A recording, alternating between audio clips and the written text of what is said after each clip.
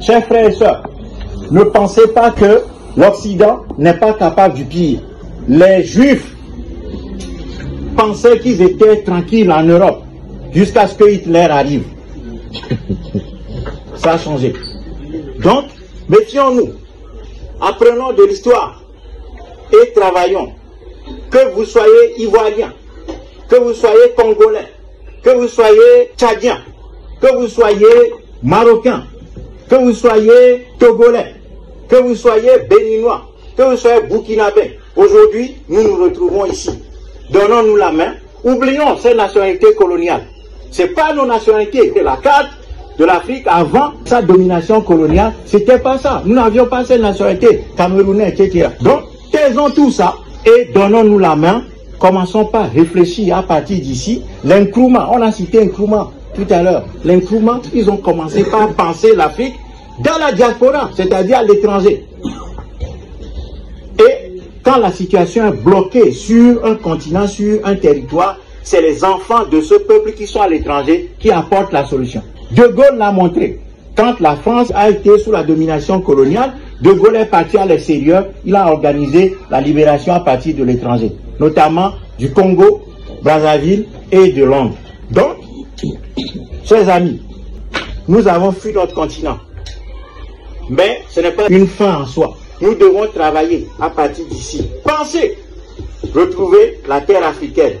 Et c'est là que le MOLTRA, Mouvement pour la libération totale et la reconstruction de l'Afrique, dit que la jeunesse africaine doit s'organiser absolument pour réaliser une révolution populaire. Parce que nous n'avons pas des armes, nous n'avons pas à aller faire la guerre.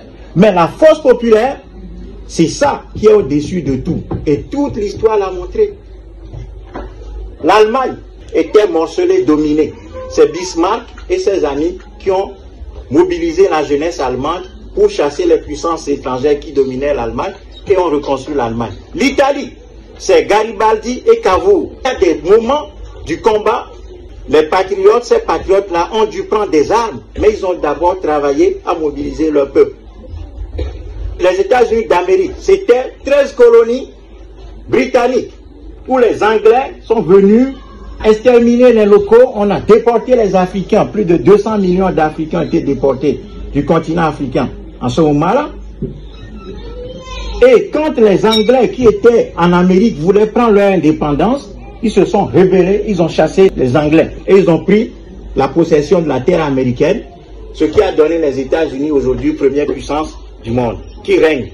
Donc, apprenons de l'histoire. Il y a des peuples qui ont souffert, mais qui n'ont pas baissé la tête. Il ne faut pas que la jeunesse africaine baisse la tête. C'est nous, le sang de notre peuple. Et si le sang d'un peuple est malade, c'est que ce peuple est malade à jamais. Donc, redressons-nous, retrouvons notre fierté, retrouvons la trace de nos ancêtres et faisons la lutte pour la libération de notre continent en nous inscrivant dans une logique révolutionnaire pour chasser les Ouattara, les Faure Gnassingbé, les Paul Biya. Tout ça, c'est de la merde. Il y a des gens qui viennent nous dire que non, Paul Biya serait mieux que les autres. Non, il n'y a pas de mieux dans l'esclavage. La France-Afrique ne connaît pas de mieux. Il n'y a pas de liberté à moitié. Soit vous êtes esclave, soit vous êtes libre.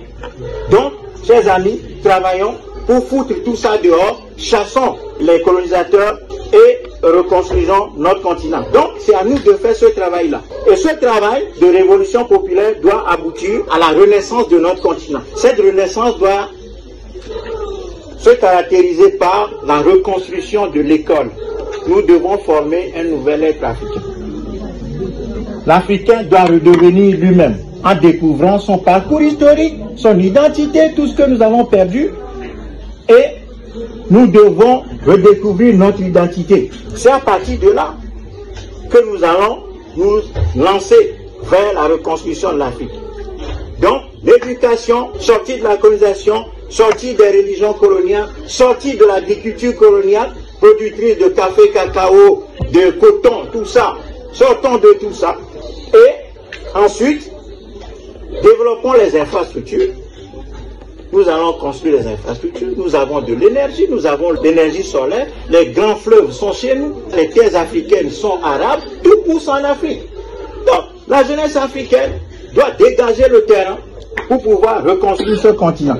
Et la reconstruction doit aboutir à quelque chose de très important, qui est que nous devons sanctuariser notre continent. C'est-à-dire que l'Afrique doit devenir une terre où tous les Noirs du monde, s'ils le désirent, foulés et maîtrisés. Pour cela, nous devons doter la nouvelle Afrique des armes de destruction massive.